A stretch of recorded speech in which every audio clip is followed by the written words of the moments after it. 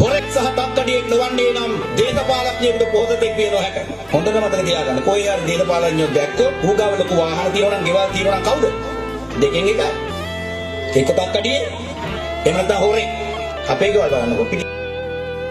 පියවස් ගණනක් අප දුටු සිහිනේ සැබෑ කරන්නට මිනිසෙක් එනවා සුවහස් හදවත් ගැහෙන රාවේ අසා සිටින්නට මිනිසෙක් එනවා උතුරේ දකුණේ සදිසාවේ හදේ පැතුම මේ මිනිසාවේ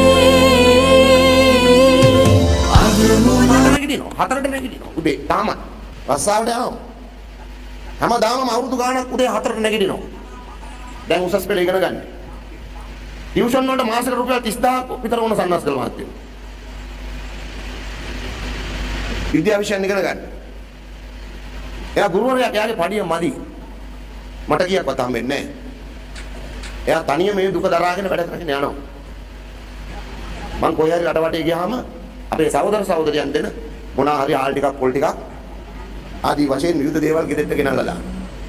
ඒකෙන් වැඩි හරියන්නේ. මම කිව්වා රටේම මිනිස්සු අපිට එක එක ප්‍රශ්න කියනවා. අපේ ප්‍රශ්න ගැන කවුරුත් බලන්නේ නැහැ.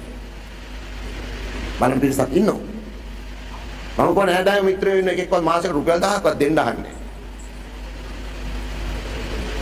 උලක් අය ප්‍රශ්න කියනවා අපි විසඳනවා මැදිහත් වෙනවා. ඒතර නෝනා මගෙන් ඇහුවා. ඉතින් ඔයායි බලාපොරොත්තු වෙන්නේ. ඔයා මොකක් හරි කරන්නේ. එයාත් දැන් මට කියනවා එයාගේ පඩියෙන් තනි කෙනෙකුට වැඩ ටික කරගෙන යන්න බැරුව දුවගේ වැඩයි එයාගේ වැඩ ටික කරගන්න බැරුව සෑහෙන දුකක් විඳිනවා මටත් කියනවා දැන් මොනවා හරි කරන්න එයා දන්නවා මම අවුරුදු 30ක් ජේප් එකේ ෆුල් ටයිම් අත පහක්වත් හම්බ කරලා නැහැ මේ අවුරුදු 30 දැන් මට එයා කියනවා අවුරුදු 30ක් ෆුල් ටයිම් කරමු මට ඔයත් මොකක් හරි කරන්න බලන්න එක මිටකට සුබ නැකතට